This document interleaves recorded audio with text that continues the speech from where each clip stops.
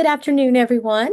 Hope everyone's doing well. Welcome to today's Cancer Prevention and Wellness Program. We're happy that you have joined us today. My name is Luann Harris, and I am an oncology certified nurse practitioner. We're presenting this program in conjunction with the Cancer Survivors Alliance, PARC. So we're happy you're here today. Every month, we try to present a program to you focusing on a disease process, an organ system, or a screening technique so that we can empower you with knowledge, so that we can provide you with tools to stay healthy and maintain a healthy lifestyle. We are recording this session, so you are able to go to our website. You're able to view this program along with a number of other programs. So we encourage you to look at our website. Website can be seen at www.cancersurvivorspark.org. Today's topic is colon cancer, and very fitting because March is Colon Cancer Awareness Month. So today we have with us Dr. Jammula. Dr. Jammula has done her prior schooling at Cornell System. She did her residency there. She has done a fellowship in nutrition and a fellowship in gastroenterology at Memorial Sloan Kettering. And she currently is a practicing provider in gastroenterology at the Prisma Health System. So, Dr. Jammula, we're happy that you are here with us today. Thank you for being with us. And I'm going to turn the program over to you so that you can educate us some more on colorectal carcinoma.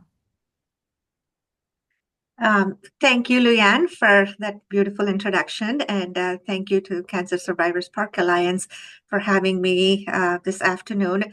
March is definitely very special for someone with training in background related to cancer. As you mentioned, I trained at Memorial Sloan Kettering Cancer Center, where my love for cancer prevention has all started. And I am very interested in taking care of patients with high-risk cancer syndromes. And I do work very closely with the Cancer Center here at Prisma and take care of those high-risk patients who carry a mutation in their genetic material, and also as a general gastroenterologist, does the high-risk screening for colon cancer. And I'm also the program director for the Gastroenterology Fellowship here at Prisma Health. Thank you again for having me.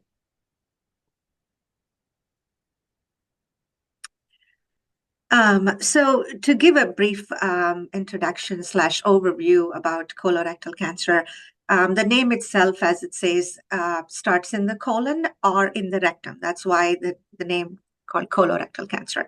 And if you see throughout the presentation CRC, that's what that means, colorectal cancer. It can be called colon cancer or rectal cancer based on where it starts. It's often grouped together as they both have many common features with some differences, which we are going to elucidate. Next slide, please. So if you could see the Venn diagram, equally common in both genders, colon cancer. Radiation is not commonly used for colon cancer, and it is easier surgical treatment if it is colon cancer.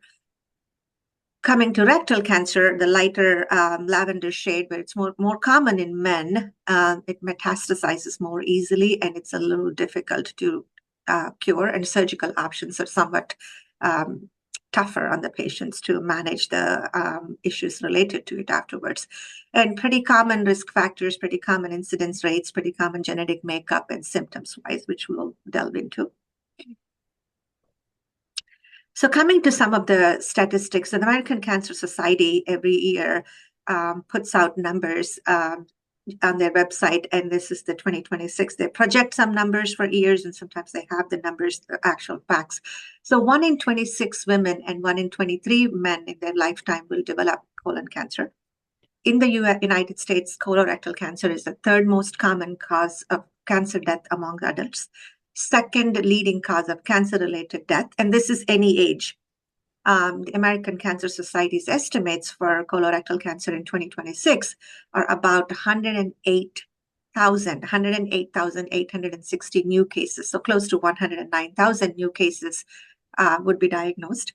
and about close to 50,000 new cases of rectal cancer. So roughly about 151,000 total, both colon and rectal combined. Now, when you look at the trends, so we have started colorectal cancer screening in people more than 50 of age, and we have done this for decades.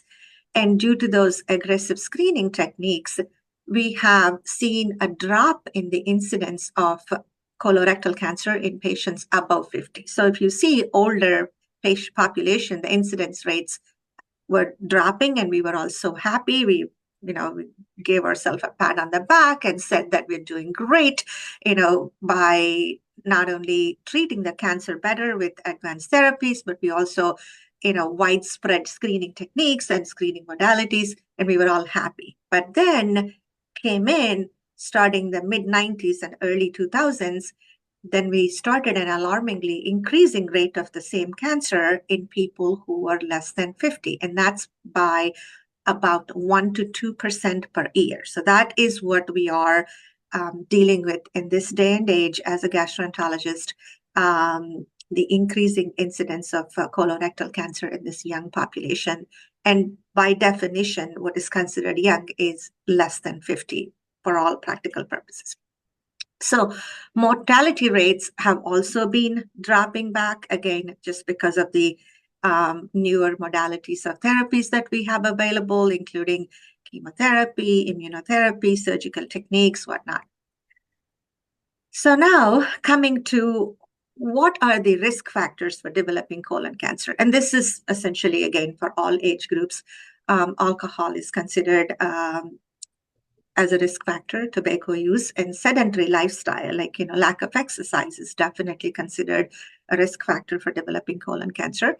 A diet high in red meat, processed meats, a diet low in fiber and vegetables. So Mediterranean diet, which we all heard about at some point in our lives, is considered the most protective option for preventing colon cancer.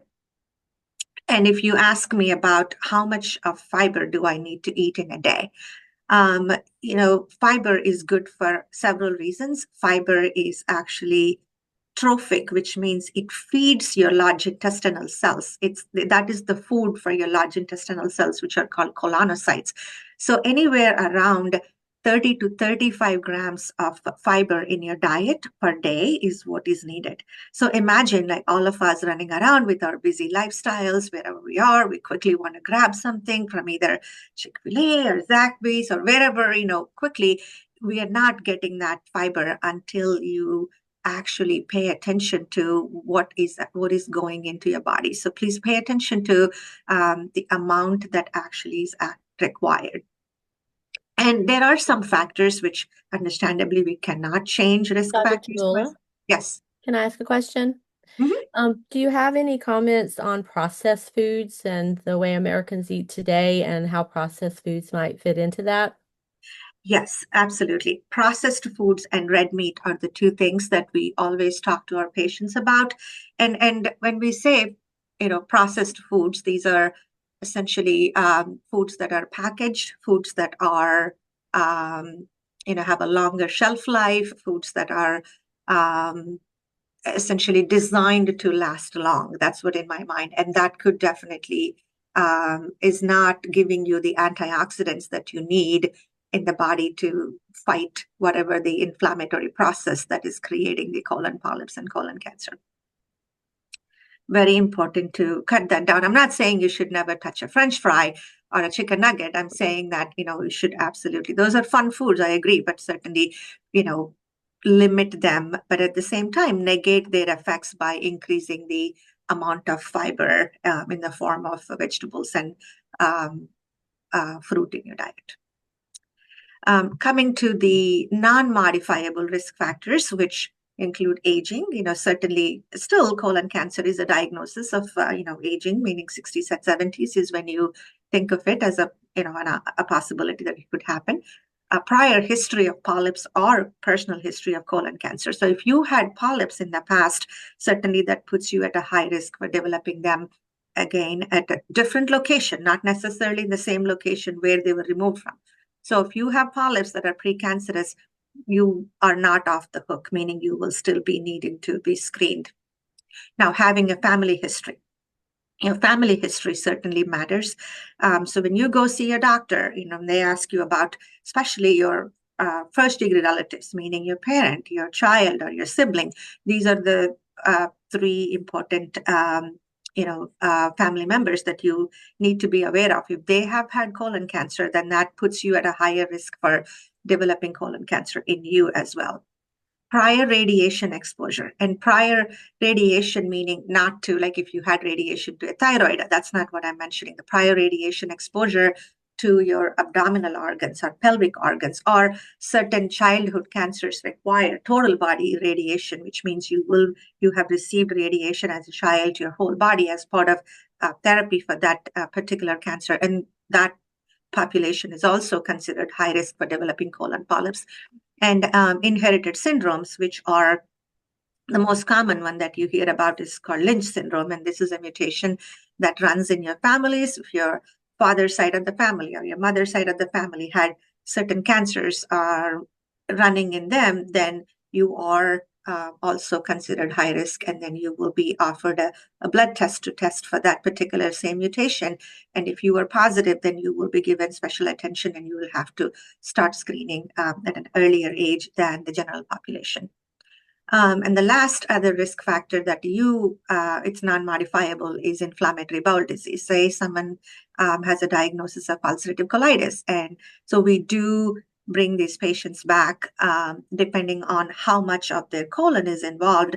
That puts them at risk for developing colon cancer after 8 years or 15 years. And we start taking a look at their colons and biopsying the colon, since any inflammation over many, many years can lead to cancer. And that's one particular example of inflammatory bowel disease that can lead to malignancy later on. So I just have listed certain tests to diagnose and stage colon cancer. Like say, initially rectal cancer could be diagnosed on a rectal exam during physical exam. Colon cancer, if it's high above, a rectal exam will not be able to identify that. Certain blood tests, including your hemoglobin, to see an iron studies if you're anemic, and stool tests to detect small amounts of blood. It could be microscopic blood amounts of blood, which may not be visible to your eye. And then colonoscopy, that is another test where it could identify either rectal cancer or a colon cancer. And a whole body CT scan, if the provider who performed the colonoscopy suspected or seen a mass in your colon, the next step they will do is biopsy. And after the biopsy, we will send them for a CT scan to see if this cancer has spread anywhere outside the colon or the rectum, because that changes the management. And then next also, we do check for something called tumor markers. These tumor markers will tell us as to, again, the evidence of spread of disease elsewhere, and also for prognosis, which means you have tumor markers that are very much elevated now. And once you start the treatment, if they go down significantly, that tells us that you're responding to the treatment, which is a good sign. And then a PET scan is another test, similar to CT scan, but it will identify areas of involvement outside the colon. And not everyone needs this last test, but it's called endoscopic ultrasound, where this is more applicable for rectal cancer, where it's a probe that is placed in and to identify the depth of the mass, to see if you really need a full surgery or can this be removed locally without having to remove your rectum completely, and that's preserving your quality of life. So this is a picture where stages of colon cancer and survival rates, and it's very, very important to look at this. As you can see, the 5-year survival rate for a stage 1 colon cancer is more than 95%. So this is where screening plays a big role. So the word screening means that you are asymptomatic, meaning you should not have any symptoms, and you come in for a test, and the test, if it could identify a condition, that is by definition screening. So colonoscopy or any of the screening tests are good to detect early stage colon cancer. So if you see that here, stage 1 colon cancer has more than 95% survival rate. All you need is just surgery, and then you should be good. Now, coming to stage 2, 70% survival rate. Coming to stage 3, it's 50%. Stage 4 is lower. But then more and more treatment modalities are available with advancements. It's being transformed from a deadly disease to an illness that is increasingly treatable and curable. So who are the specialists that potentially could be involved in the care once you get diagnosed with colon cancer? Your gastroenterologist is the one who diagnosis, who will be the first person that you will meet. And then after that, you may meet a surgeon who could be a colorectal surgeon or a surgical oncologist. They both operate on the colon and rectum. Then a radiation oncologist who essentially will provide radiation to treat the tumor.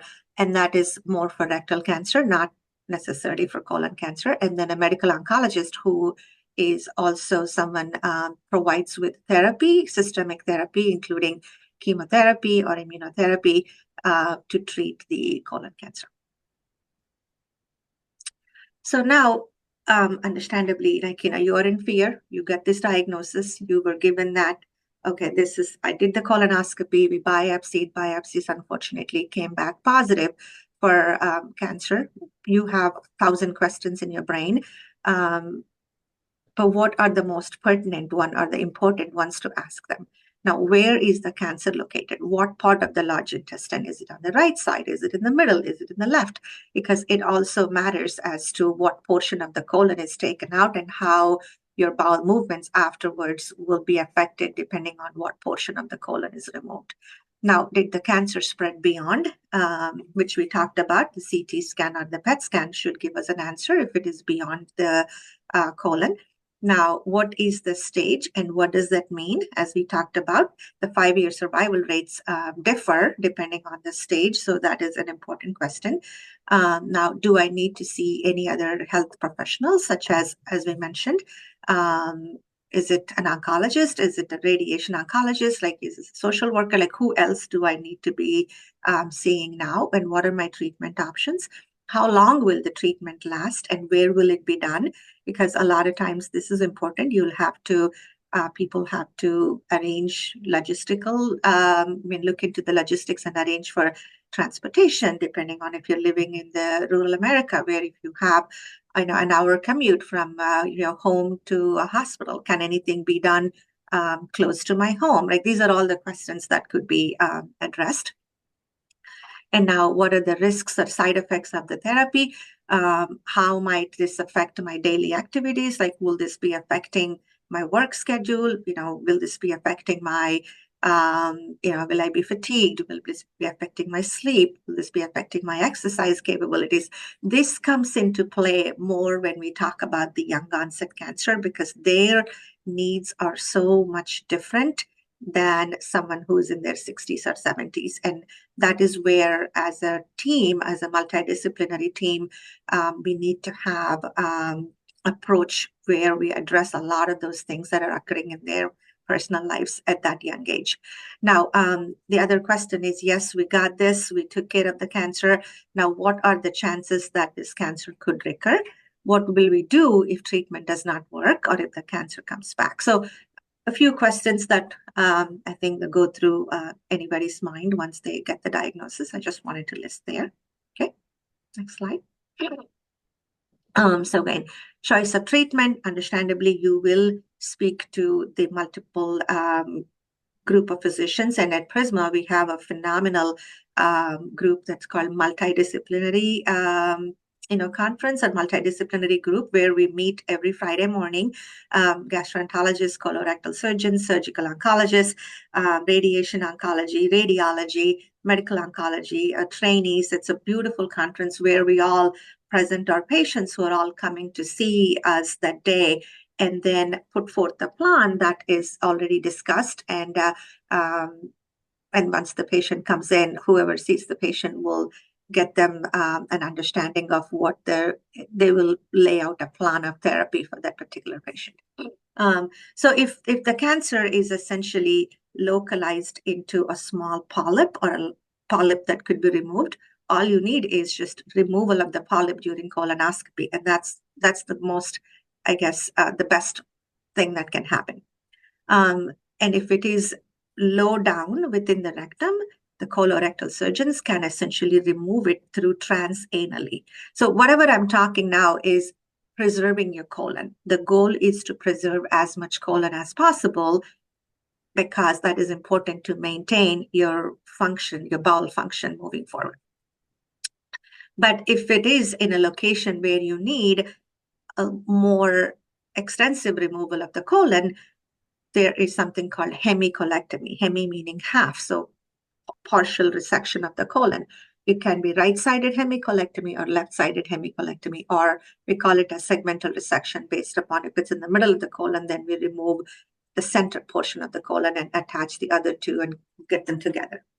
Now, sometimes the masses can be large enough and they could be blocking the lumen of the colon. In that case, we sometimes insert what we call as a stent. It's almost like a plumbing where you leave a long metallic mesh to create lumen inside the obstructed area so the stool can pass through and the patient receives some therapy so they will be ready for surgery later on. And colostomy, I will mention this briefly. We're not going to go into the depth of this. This is a whole different topic, but some patients might require a colostomy, which is a temporary one, and it's a two-stage operation. So initially they'll get the temporary ostomy, and then a few months later they could be connected back again. And sometimes it could be a permanent ostomy, depending on where the exact location of the tumor is. Next slide, please. So this we touched upon already, different surgeries, and as to how much of the colon is removed in each one of them. The bag represents either chemotherapy or immunotherapy, and then radiation as treatment options. So we also touched upon a little bit on the side effects. Fatigue is a very common side effect once you start receiving therapy for colon cancer, hair loss. It could be skin changes, meaning a rash can happen. Sometimes people can develop acne as part of the therapy, and nausea, vomiting. Your GI tract is also a very I wouldn't say sensitive, but very prone to develop side effects related to the therapy. So nausea, vomiting is not uncommon. So your oncology team would be prescribing some medications to mitigate those symptoms. And diarrhea is also one of the common side effects after the surgery, specifically if you have had certain portions of the colon removed that maintain the continence of the bowel. Loss of appetite, difficulty eating. Now could also develop bladder issues and neuropathy, trouble remembering, concentrating. So these are all some of the side effects related to the therapy. Now, again, a few questions from the patient's perspective. Do I need to eat a special diet after I complete my treatment? So believe it or not, sometimes it changes the way the patient has to eat, because whatever they were eating before could trigger diarrhea now, since they only have half the colon left, and so they have to change some of the ways or some of the foods that they were eating before to avoid that, or they have to take a medication to essentially bind the bile salts, and so that actually doesn't trigger the diarrhea. Now, are there any limits on my activities? Like, will I be like, say if they have an ostomy that was put in, can I swim? Can I fly? Can I, these are all the practical aspects of living day-to-day life after the treatment. Now, what kind of exercises should I do now? Do I have to change that? Because, essentially you had a scar, and then, you will have to be working with a certified physical therapist to understand what is allowed and what's not allowed. And how often do I need to come back to see anyone? Like, say my cancer is gone, do I still need a colonoscopy, and why? Because as we talked about, once you had colon cancer, you're at a higher risk for developing another one in future. And the idea is to prevent that from happening. So anyone who had colon cancer diagnosed after they're treated, you need a colonoscopy in 1 year. And then after that in 3 years, and after that every 5 years. So we do definitely keep you on the radar for treatment. And how will I know if the cancer has come back? Again, we we do keep doing blood tests and then PET scans in the beginning, and then a colonoscopy moving forward. All right. So again, long-term goals of anybody who survived the cancer is surveillance for recurrence, which we talked about, and adherence to preventive care guidelines, which means that we have survivorship guidelines. And again, our Prisma's Cancer Center does a phenomenal job. CIOS is the team name, and they look at the patient as a whole, not necessarily now addressing the colon cancer issue, but they also will look into everything that's pertinent to that patient's health. Like say a woman in her 50s, is there, then they will look into if they have had an updated pap smear, if they have had an updated mammogram, if they had their cholesterol checked, if they had their hemoglobin A1C checked, making sure that they are taken care of as a whole, as a person. Now, promotion of a healthy diet and lifestyle. So we do have a dietitian who, at the request, can meet with you, give you suggestions and guidelines as to what is healthy for you and what's considered your long-term goal and what would be a healthier option for you to continue. All right. So we did talk about this a little bit. Patients can develop some radiation-related damage if you received radiation proctitis, which can lead to diarrhea and some bleeding. It also can lead to chronic diarrhea and neuropathy. You will need to be plugged into an ostomy nurse's care if you have an ostomy. And diversion colitis is an interesting concept where if you have a portion of your colon that is not seeing stool every day, meaning it's not passing stool through that particular portion of the colon, it could get irritated. And that's why, as I mentioned earlier, fiber is trophic, or fiber is nutritional for your large intestinal cells. So, and stool essentially is leftover fiber, right? So if you do not have fecal material passing through a particular portion of colon, you could develop a type of colitis called diversion colitis. So, which is why, I think the surgeons try to avoid all of this by giving them continuity of colon and also reconnecting them to give them as much normalcy as possible.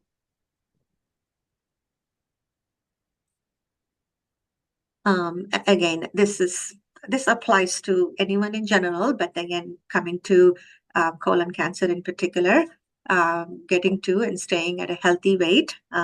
Again, healthy eating, diets rich in fiber, vegetables, fruit, whole grains we talked about, and protein, which includes lean protein, which is chicken, fish, turkey, and regular exercise. And the recommendations are about 150 minutes per week.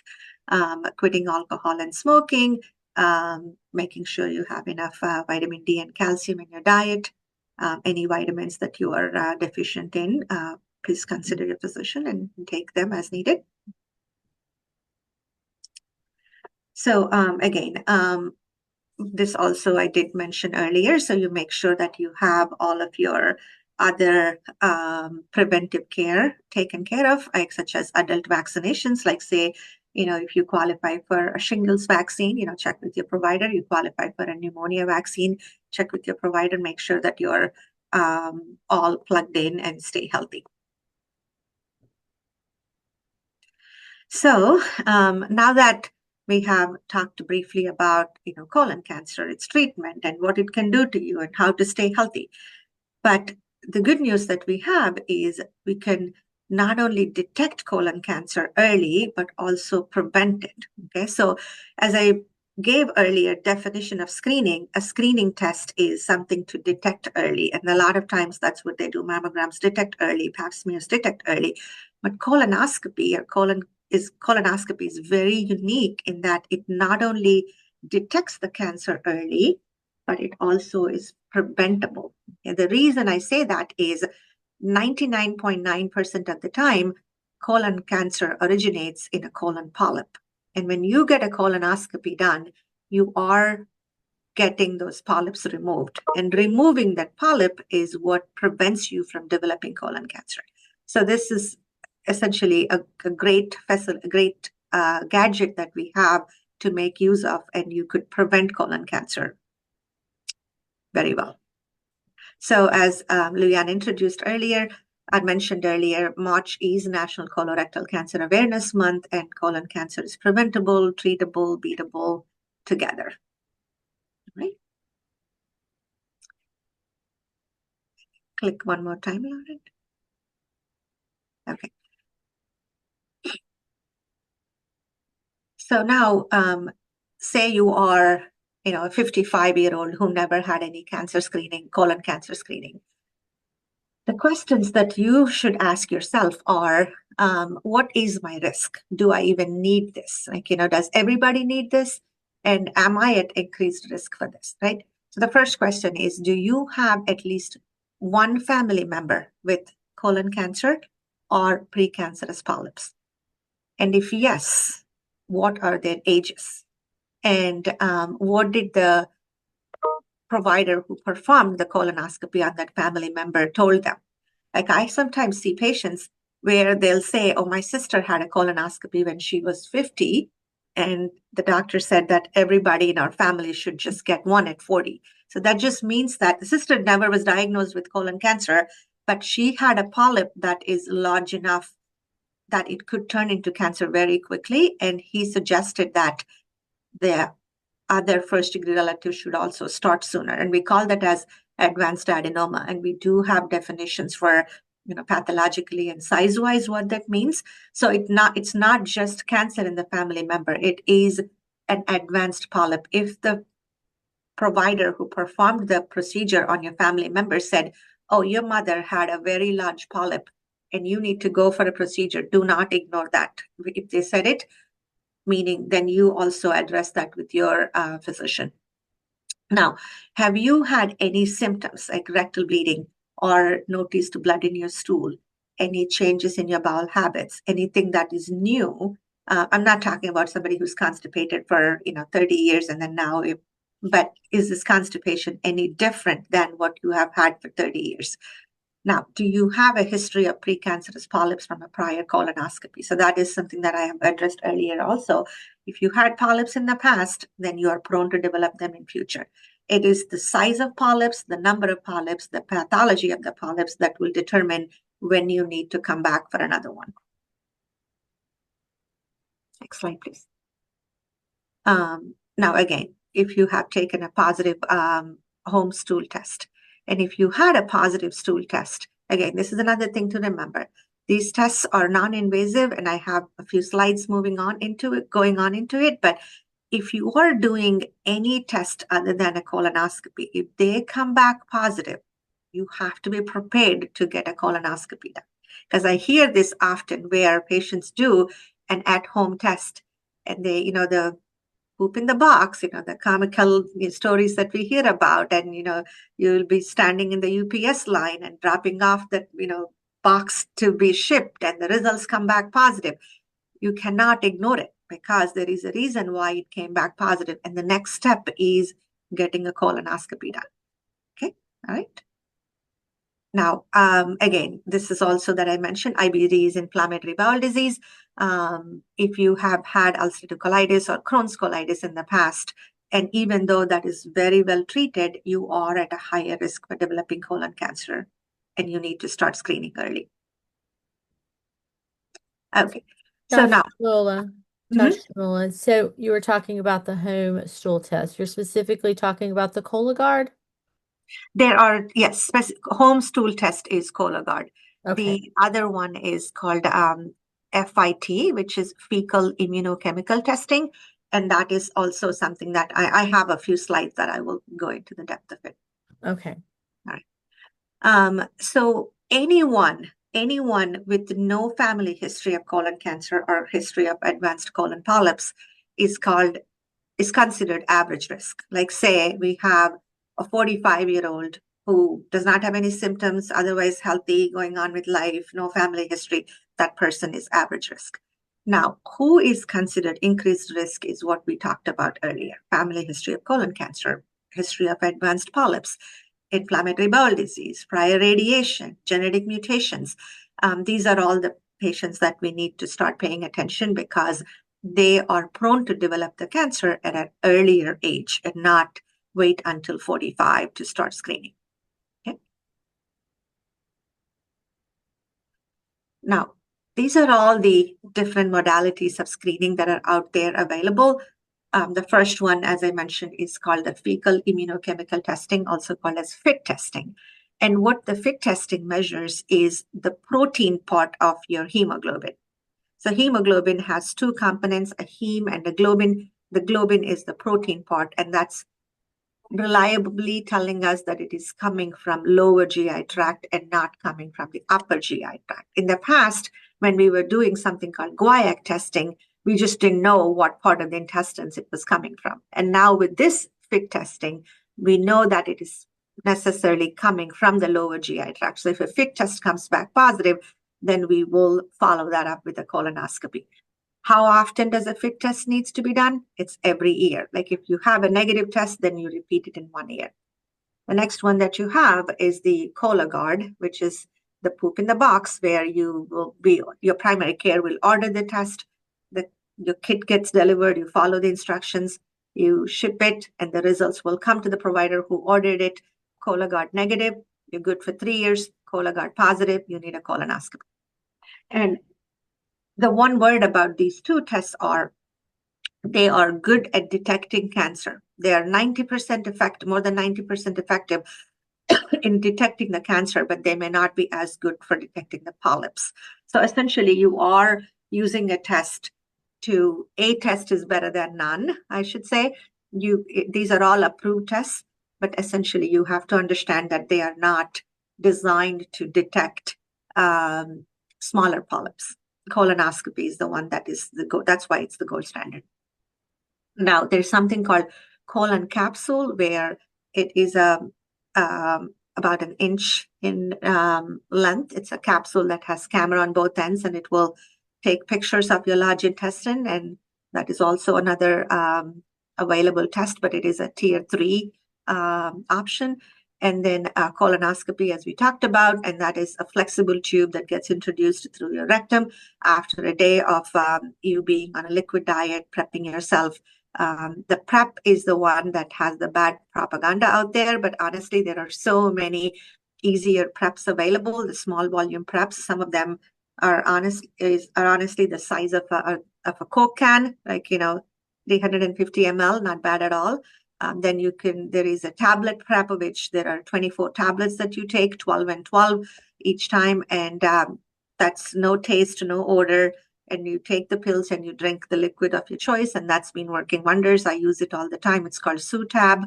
There are several commercially available preps that are not as large volume as it used to be. It's not a gallon anymore. They are smaller volume preps. And what happens is the next day you come in and we do the procedure. It takes about 20-25 minutes, sometimes shorter, sometimes longer, depending on how difficult it is or how easy it is or what we see during the colonoscopy. And we do take out the polyps if we see anything. And there are certain guidelines for us as gastroenterologists or surgeons who perform these procedures. You have to spend X number of minutes while coming out. Withdrawal is what we call it as, meaning carefully look at every fold, 360 degrees, and you will need to look into in the right colon, there is a maneuver called retroflexion. So maximizing our efforts in identifying the polyps, to simply put it. And then once you're done, we'll come and talk to you after the procedure and then give you the results as to, how many polyps we have removed. If you did not have any polyps, then you're considered good for 10 years. So that's a very good test. You're good for 10 years. But if you have any polyps, the size, the pathology, the number will determine your next colonoscopy timing. The other modality is called flexible sigmoidoscopy, very similar to colonoscopy, but only really looking at half the colon. So I never recommend anybody getting a flexible sigmoidoscopy for that matter. And then this other test is called CT colonography, where you will still drink the prep the day before. You will be fasting the day before, only liquid diet. The only other difference is you don't get anesthesia. You don't need a driver. You will go to radiology instead and have a rectal tube inserted, and they will pump some air into the rectum and perform a CT scan, and the images will be reformatted in a way to look like a colonoscopy. It is a decent test to identify polyps that are medium-sized or larger. And if they do see some polyps, the next step is colonoscopy again. So, essentially, getting an optical real colonoscopy is one-stop shop. You essentially get to see the polyps, you take them out at the same time. I think we may have addressed this all along. The disadvantages, as I mentioned earlier, was you need to take some time off from work, and you need to have a caregiver, and you need to have somebody who coordinates your transportation. You get some sedation. There are risks that we do talk to patients, but they're very, very extremely rare. And this is appropriate for any risk level, like meaning average risk or high risk. Anyone can get a colonoscopy.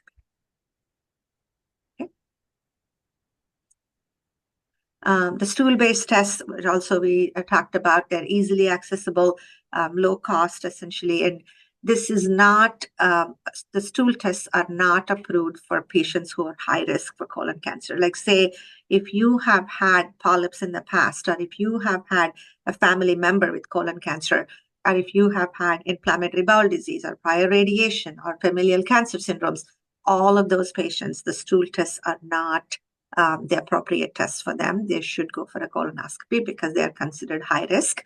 And again, advantages are you don't need to drink the prep, you don't need a driver, you don't need to lose time off from work. But the only thing is you have to be prepared for getting a colonoscopy, provided this comes back positive. Okay.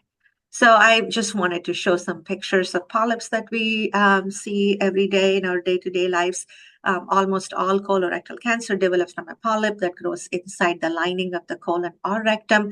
They are common. They're slightly lower in women, higher in men, about in the order of 30 to 40%. And there is a sequence called adenoma carcinoma sequence. If you look at the first picture, that's a small polyp. And they are slow-growing tumors. Essentially, they don't grow overnight. It takes them years for them to transform from one stage to the other. And that is in an average risk individual. In somebody who is high risk, like say they have a familial cancer syndrome, then that particular sequence will take very short time compared to those who do not have that, which is why the cancer syndrome patients will get colonoscopies more frequently compared to the average risk individual. All right. So this also, again, how do I lower my risk of colon cancer? We address the fiber intake, eating less animal fat, less processed foods, and the American Cancer Society recommends at least 5 servings of fruit and vegetables every day.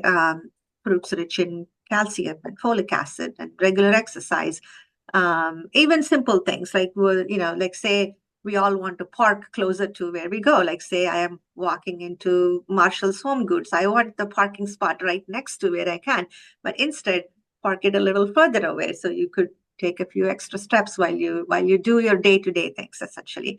Climbing the stairs, or doing some gardening, like whatever it takes to keep your muscles active is definitely helpful. And maintaining a healthy weight, and obesity certainly has been proven as an important risk factor for colon cancer. All right, now coming to the topic of the day, where I'm sure these two lovely men are recognized by all of you watching the video. Both of them succumbed to young onset colorectal cancer. And what is young onset is anybody who gets diagnosed less than 50. Okay. And we know who Chadwick was, and he's from South Carolina. We lost him at age 43. And then the next picture is our Dawson Creek star. We lost him very recently in the last few months, about age 48. So this is on the rise, as I mentioned in my initial slides. At this point, we do not know why it is happening. Nothing concretely telling us as to why this population is seeing an increased incidence of colon cancer. I'll tell you guys a story. Like yesterday, in my endoscopy suite, I scoped a 35-year-old gentleman. And the way he came to me is his cousin used to work with us in the in the GI lab. She now is not with us, she's with another institution, but we are good friends and we talk to each other often. And she texted me, Dr. Jammula, I need you to see my cousin who's 34. His father was diagnosed with colon cancer when he was 51. So her cousin's father was diagnosed with 51 and he's 34. He's young. He does not qualify for getting a screening colonoscopy if you go by definition, because he will only qualify at age 41, which is 10 years younger than his father's age of diagnosis. But she sent him over because he had seen a small amount of blood in the stool, occasionally, not a major thing, but a 34-year-old who's busy with his life, who's working full time. His wife is a nurse and they have a small child. So, it's just they're going to happy hours, that they're leading their active life. They're not talking about cancer is not a topic for them at their dinner table by any means. They are talking about, preschools, whatnot. Their priorities in life are different.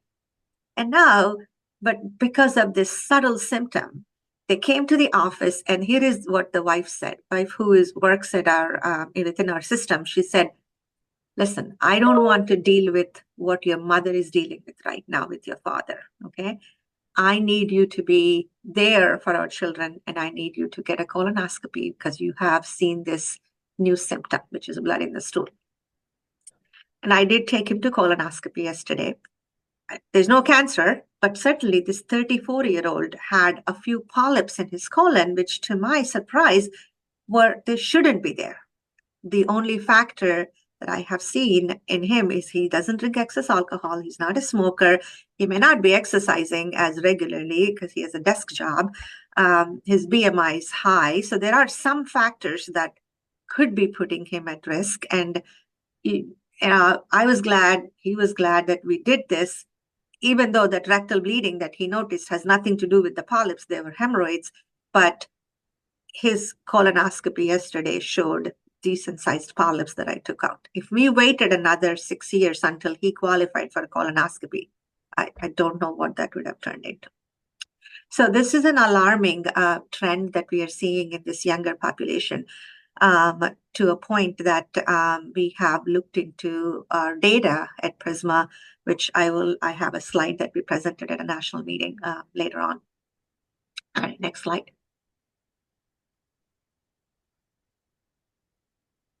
Next slide. So again, and YO is not DO, but it is young onset colorectal cancer. That's what I meant to say. And then the 11% of colon cancer and 18% of rectal cancers are diagnosed in a population less than 50. So after we have seen this trend of increase in the younger population developing colon cancer, the guidelines got revised. In fact, NCCN was the first one who essentially said that we should start screening at 45, and GI societies later on picked it up after a few years. I understand the financial burden and the resource burden onto the healthcare system to include population now from 45 to 50 to get a colonoscopy. And we all have seen that, and COVID came in at the same time when the guidelines changed to include 45. So we could not, really get a lot of these population screening procedures right away, but we are working on it to include them more and more patients to get screened. So, the projection in 2024, when I was giving this talk or when we were talking, by 2040, colorectal cancer will be the leading cause of cancer death in this population, in somebody who's less than 50. But guess what? Click the slide, Lauren. Oh, okay, go back. I think there's a sentence there. But now, in this year, a month or so ago, that projection that was supposed to be by 2040 was no longer true. It happened in 2026. Now we're seeing that less than 50 years of age, colon cancer is the leading cause of death. So right now, what we have is anybody asymptomatic with no symptoms whatsoever, you qualify for a colonoscopy, please go get it done. Or for that matter, any of the other tests that are available out there that are easily accessible, however the risk you may be, meaning however the category risk of you may be, meaning average risk versus high risk. Okay, next.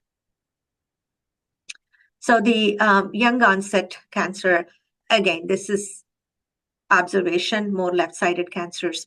Pathologically, it is similar in the sense that the aggression of the tumor, there is pathology findings pretty similar to those in older adults. We do not know, again, no identified reason yet. There are several things that we talk about, diet we did, chronic inflammation we did, lack of physical activity, genetic alterations, gut bacteria. Gut microbiome is a hot field in this area at this time because there are data that looked into, are there any differences in this younger population's gut microbiome? We all have trillions of bacteria inside our GI tracts.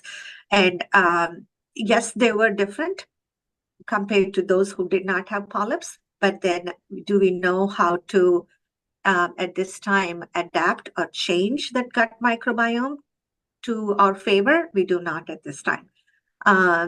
The only tool that we have is get to the screening at a recommended age and do not wait longer. And also, if you identified any symptoms, meaning if you are normally clock of the hour, 7 a.m., you drank your cup of coffee, you go to your bath, you go to have your bowel movement, and if that changed in the last 3 months where you're struggling to have a bowel movement, or if you're having diarrhea, or if you're having this unusual abdominal pain, or if you're seeing blood in the stool, then that is a sign your body is telling you something. So do not ignore. In the past, like 10 years ago, when I started my practice, I would have probably said, well, you are 29 years old, you may have hemorrhoids. I'll probably do a rectal exam and that's about it. But now everyone gets offered a colonoscopy just because of how high the alarming incidence of this particular cancer in this young population is.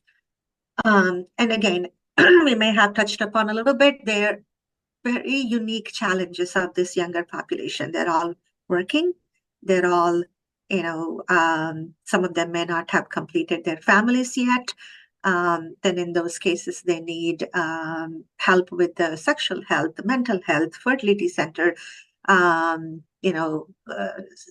social worker and a psychologist or psychiatrist.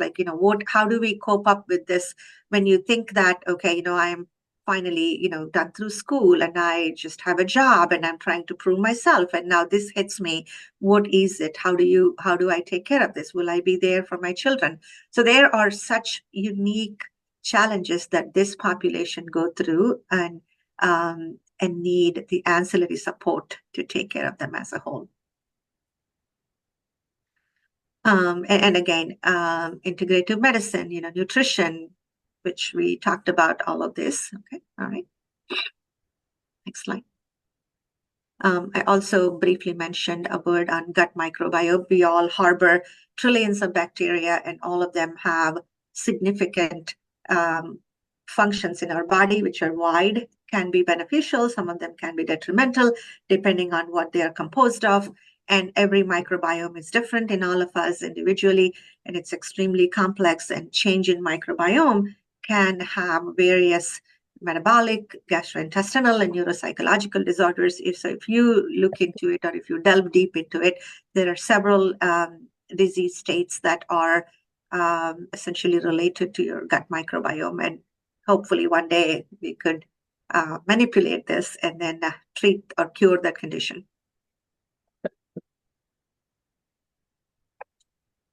All right, so this is the last slide that I have.